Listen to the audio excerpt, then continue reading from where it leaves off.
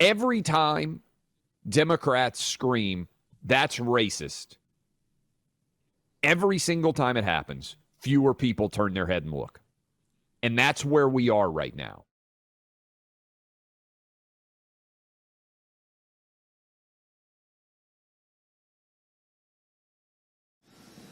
What happened here is simple and straightforward. Terrorism. Terrorism. Domestic terrorism. Violence inflicted in the service of hate. You can't prevent people from being radicalized to violence. But we can address the relentless exploitation of the internet to recruit and mobilize terrorism.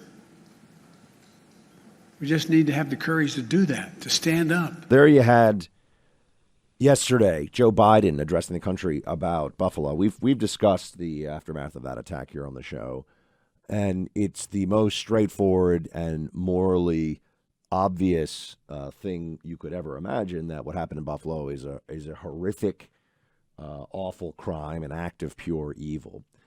And there is agreement across America about that.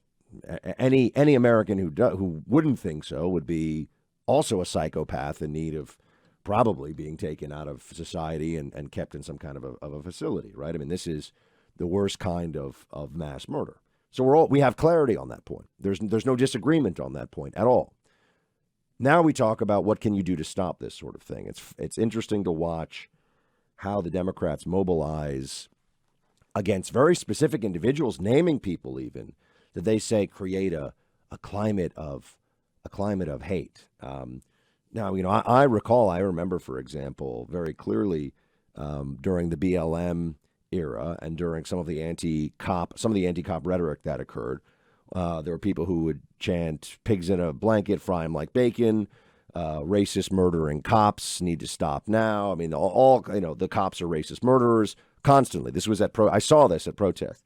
Then eventually, I think it was in 2015, there was a mass murder of police officers, 6 officers killed in Dallas by a BLM anti-cop believer. And there was a discussion that lasted a very short period of time about, well, hold on a second. This person is acting in specific response to a narrative that wasn't some fringe thing on the internet. It wasn't some theory that came out of nowhere. It was actually the mainstream talking points of a major movement within the Democrat Party. That was a discussion that should have occurred, I think, longer, Clay. But it also didn't turn into Chuck Schumer, Nancy Pelosi, Rachel Maddow. They're responsible for what that shooter did in Dallas, because that's just bad faith. That's just slander. That's just people trying to attack individuals. That is what the Democrats are doing here, just by way of comparison. And you mentioned the Bernie Sanders supporter. That's the one that I think is the James perfect Hodgkinson. analogy. He said this is for healthcare, pure political ideology, citing a politician. And I have never said, nor I'm sure have you ever said, Clay, and before we joined up here, that it was Bernie Sanders' fault that there was an attempted mass assassination. Steve Scalise almost bled to death on a baseball field, the sitting member of Congress. Didn't blame individuals for that. Now, we could talk about a little bit of overheated rhetoric. The Democrats, meanwhile, are discussing mobilizing government resources to silence broadly an ideology that has no act. When you look at the actual manifesto of the shooter, there's no clear tie whatsoever to actual Republican Party doctrine, dogma, talking points, you name it. So they're fabricating this. The guy is a psychopath. He talks about communism. He's an eco-terrorist. He's an 18-year-old with a diseased and demented brain that needed to be locked up. And now they want to have greater monitoring online. Can I just, Clay, here's one of the Democrat sort of strategists you see on MSNBC said exactly what's going on here out loud. Make the Republicans own it. Every Republican politician, every Republican candidate, ask them about it. Make it, because they can't run from it, because it's part of who they are at this point, as disgusting as that is. But make it the Republican replacement theory. Mainstream it, because this is the way. You have to scare. We don't have the economy on our side as Democrats, so you have to scare the bejesus out of people. The way to scare it is say, this replacement theory, this is not just coming from some dark corner of the web. This is the Republican platform. Make them own it. And if Democrats run from this fistfight, I know in the previous segment, Eugene Daniels, he talked about the president president not wanting to call out names, call out Tucker Carlson, call out the politicians, and make them own it. This is a Republican platform. It's the racist Republican replacement theory. Pure propaganda, Clay. Buck, all they have is to call everyone who disagrees with them racist or sexist or homophobic or transphobic.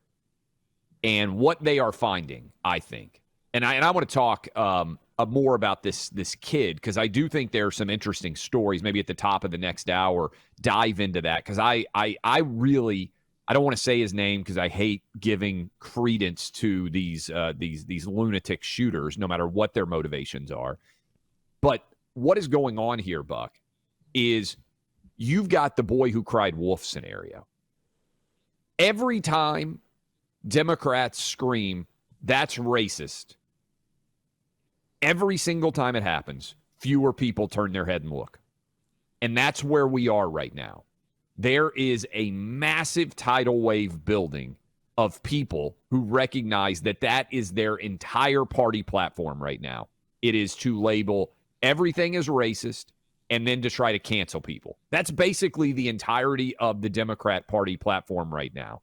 And every single time they scream it, fewer people, white, black, Asian, and Hispanic, are turning their head. And they are so desperate because by far the biggest story for every voter out there is the economy, the economy, the economy. And we're at a 40-year high in inflation. And all they have is to try to distract from what is going on. I'm reading this morning, Buck, Walmart missed their earnings because they can't even manage to raise prices fast enough to be able to create profits like they normally would, and because many people are already starting to transition and buy lower priced products. So this is hitting people right in their pocketbooks, and what they need to have happen is for distraction to take people away from what's the reality. They're telling us that they're openly politicizing this, yes, because of exactly what you just said, because they know they're about to lose power. And so anything, even politicizing the deaths of those from a mass shooting that just happened right away and politicizing it by attacking named individuals. Chuck Schumer sent a letter to Fox News. They want demanding he be pulled off the air. It's a disgrace. This is a federal official who's saying that Tucker Carlson's show should be pulled off of the air because of what exactly? Well, they don't really know. There's not a single mention of Tucker Carlson in this entire kid's 180-page manifesto, crazy, by the way. Crazy manifesto. It was huge. I mean, it was very, very long, rambling, insane. And just if anyone's wondering, the fact that they're citing, we need to respond to this like it's a 9/11 style threat. You're hearing some people say this because they're just going with the most overheated rhetoric possible.